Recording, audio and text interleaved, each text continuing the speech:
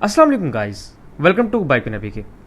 So guys, आज की जो हमारी वीडियो है वो है विच वन टू बाई की सीरीज़ के अंदर दो बाइक्स को ओवर ऐड कर दिया है मैंने, और उनमें एक है होंडा CB150F और दूसरा है सुजुकी GR150। बहुत से लोगों ने सवाल किया था इन दोनों बाइक्स के कंपैरिजन के ऊपर, और बहुत से लोग पूछते थे कि इन दोनों में से कौन सा बाइक परचेज़ करें। तो आज मैं आपको डिटेल में बताऊंगा कि इन दोनों में से आपको कौन सा बाइक परचेज़ करना चाहिए जो कि प्राइस वर्थ इट हो और उसके अलावा आपको चलाने में मज़ा भी दे। तो बिना वेस्ट किए बाइक की वीडियो को स्टार्ट कर लेते हैं। सो गाइस, सबसे पहले हम बात कर लेंगे डिज़ाइन की। तो डिज़ाइन में हम सबसे पहले देखते हैं सुजुकी GR150 को। GR150 का जो डिज़ाइन है, आप देख सकते हैं कि GR150 का डिज़ाइन थोड़ा सा स्पोर्टियर बनाया गया है। इसको हेडलाइट वाली साइड से थोड़ा सा स्पोर्टियर लुक देने की कोशिश की गई है। उसके अलावा इस बाइक का जो ओवरऑल डिज़ाइन है वो एवरेज है, लेकिन मेरे ख्याल में एक चीज़ जो है जो इसके डिज़ाइन को बिल्कुल ख़राब कर देती है मेरी नज़र में, वो है इसका सिलेंसर।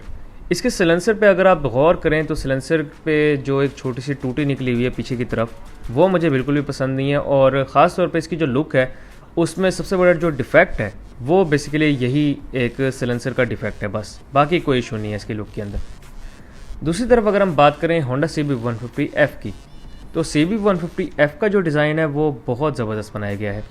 इस बाइक का डिज़ाइन भी स्पोर्टियर बनाया गया है और फ्रंट पे आपको इसके अंदर दो DRLs बेसिकली मिल जाती हैं, जिनको जो होंडा ने नाम दिया है वो है फॉग लैम्प्स, लेकिन हम तो इनको DRLs कहेंगे क्योंकि इनका मेन मकसद जो है वो DRLs वाला ही है। तो बाइक की आपको जो डिज़ाइन है वो स्पोर्टियर मिल जाएगा। आपको साइड स्कोप्स मिल जाएंगे बाइक के अंदर, और बैक से बाइक की जो शेप है वो एक स्पोर्टियर टाइप बनाई गई है। तो ओवरऑल बाइक की जो शेप है वो स्पोर्टियर लुक इस बाइक को देने की कोशिश की गई है। और डिज़ाइन वाइज मेरे ख्याल में होंडा CB150F एक पॉइंट ले जाता है।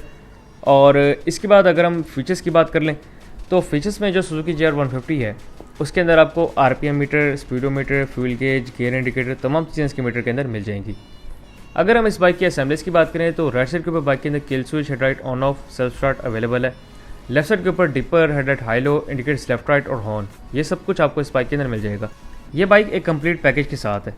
इसके बाद अगर हम होंडा CB150F की बात कर लें तो CB150F का जो मीटर है इसके अंदर भी आपको तमाम चीज़ें इंस्टॉल मिलेंगी, खासतौर पे RPM meter, speedometer, gear indicator, fuel gauge meter, इसके अंदर भी सब कुछ अवेलेबल है।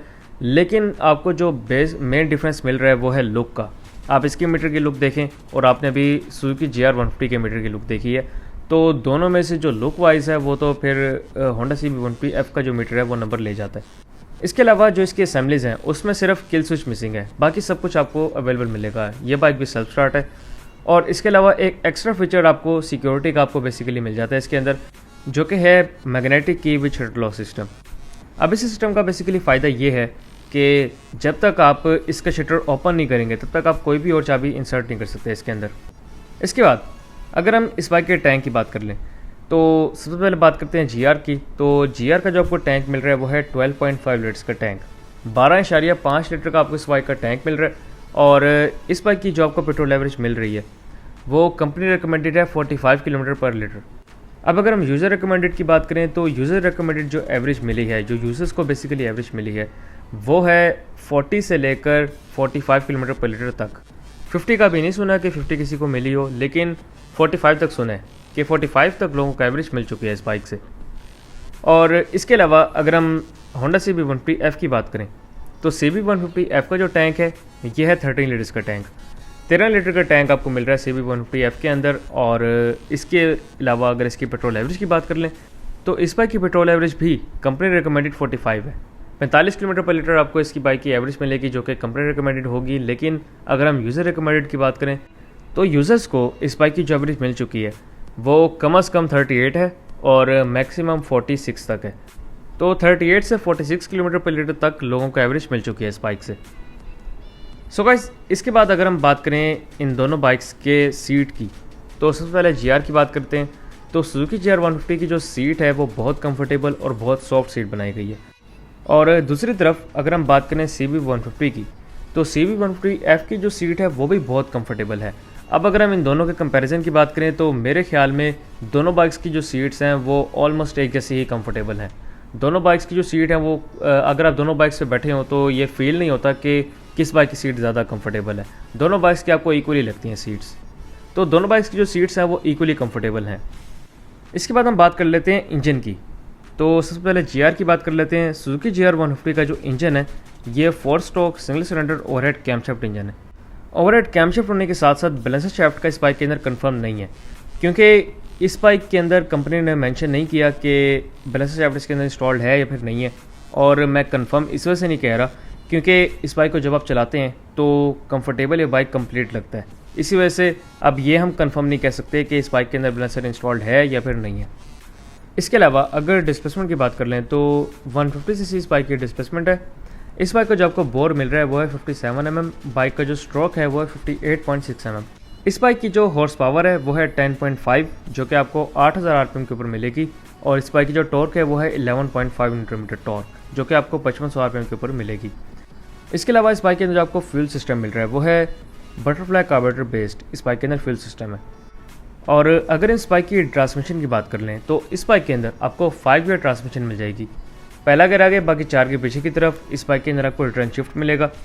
और इसके अलावा अगर हम इसकी स्पीड एंड पिकअप की बात कर लें तो स्पीड एंड पिकअप वाइज मेरे ख्याल में ये बाइक अच्छा है। इस बाइक की स्पीड भी अच्छी है, इस बाइक की जो पिकअप है वो भी अच्छी बनाई गई है। इसके अलावा अगर हम बात करें होंडा CB150F की तो CB150F का जो टैंक है ये भी 4 stroke single cylinder overhead camshaft engine है, लेकिन इसके अंदर आपको बैलेंसर शाफ्ट इंस्टॉल्ड मिलता है। तो इसका फ़ायदा ये है कि आपको इंतहा की इसमें कंफर्ट मिलती है। वाइब्रेशंस जो है वो इसमें कम से कम हो जाती हैं, तो फिर आप जो कंफर्ट लेवल है इसका वो बहुत बढ़ जाता है।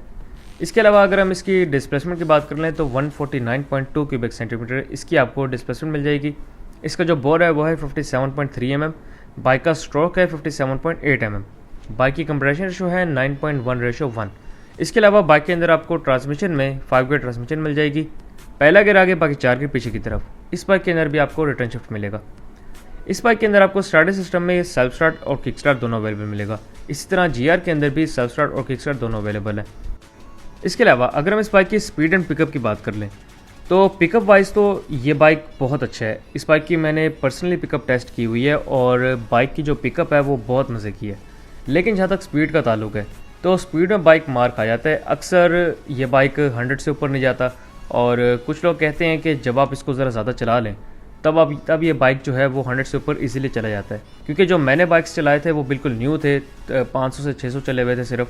तो वो बाइक्स जो मैंने जब भगाए थे तो 90 से ऊपर तो नहीं गए थे वो बाइक्स। तो इसी वजह से टॉप स्पीड जो मुझे अचीव हुई थी वो तकरीबन 95-98 तक हुई थी, बस इससे ऊपर अचीव नहीं हुई थी। लेकिन लोगों ने ये कहा है कि जो लोग बाइक को यूज़ कर रहे हैं वो लोग ये कहते हैं कि बाइक जो है जब आप ज़्यादा चला लेते हैं, हमने 1 साल चलाया है, 1.5 साल चलाया है, तो कुछ ट्यूनिंग्स के बाद इस बाइक की जो पिकअप है वो भी अच्छी हो गई है और इसके अलावा स्पीड जो है ये अब 110 तक इजीली जा रहा है। तो हो सकता है कि बाइक कुछ ट्यूनिंग्स के बाद प्रॉपर्ली खुल के फिर चलता हो। सो गाइस, ये तो कुछ हो गई टेक्निकल बातें।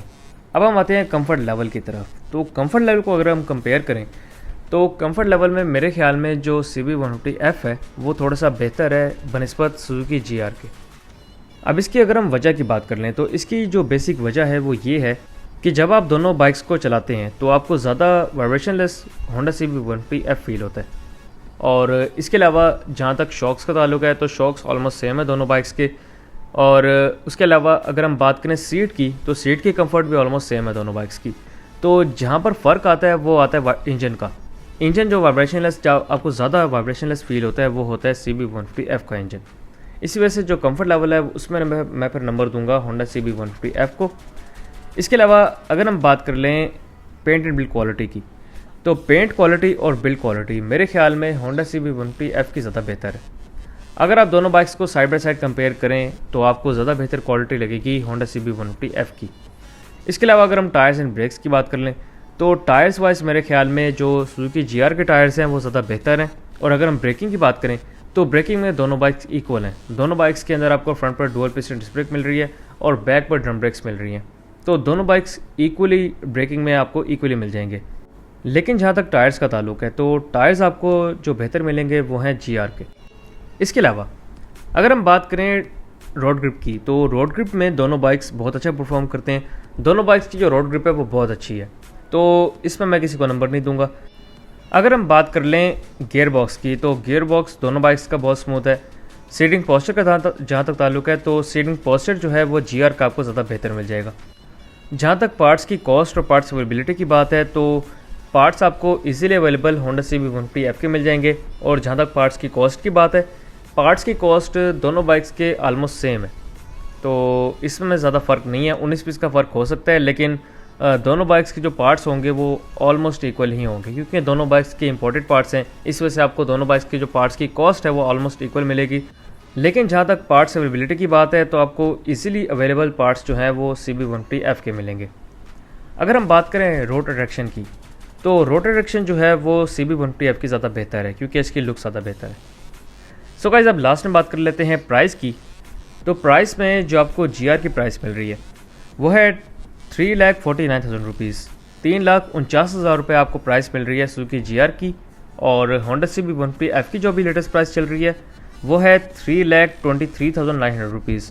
और अगर आप इसका स्पेशल एडिशन वर्जन परचेज़ करें तो वो आपको मिलेगा 3,27,900 रुपीज़ का। तो फ़र्क तो है प्राइस के अंदर, तकरीबन 20,000 का ऑलमोस्ट फ़र्क आ जाता है अगर आप सिंपल वर्जन इसका परचेज़ करें। तो अब हम बात करते हैं कि आपको इन दोनों में से कौन सा बाइक परचेज़ करना चाहिए। मैं आपको पर्सनली रिकमेंड करूंगा कि अगर आपने दोनों में से कोई बाइक परचेज़ करना है तो आप जाएं होंडा CB150F की तरफ, क्योंकि इसमें आप थोड़े से ज़्यादा बेहतर कंफर्टेबल फील करेंगे। आपको इसके पार्ट्स इजीली अवेलेबल मिल जाएंगे। उसके अलावा इसके अंदर आपको जो लुक है वो बहुत बेहतर मिल रही है GR से। उसके अलावा डेली यूजेज की बात की जाए तो डेली यूजेज में क्योंकि होंडा CB150F ज़्यादा कंफर्टेबल है, ज़्यादा वाइब्रेशन लेस है, इसी वजह से ये बाइक आपके लिए ज़्यादा बेहतर रहेगा। सो गाइस, ये तो मेरी आज की वीडियो। उम्मीद आपको वीडियो पसंद आई होगी। अगर आपको वीडियो पसंद आई हो तो मेरी वीडियो को लाइक करें, इस वीडियो को शेयर करें और मेरे चैनल को बाइक में को लाजमी सब्सक्राइब करें। Thank you very much. अल्लाह हाफिज़।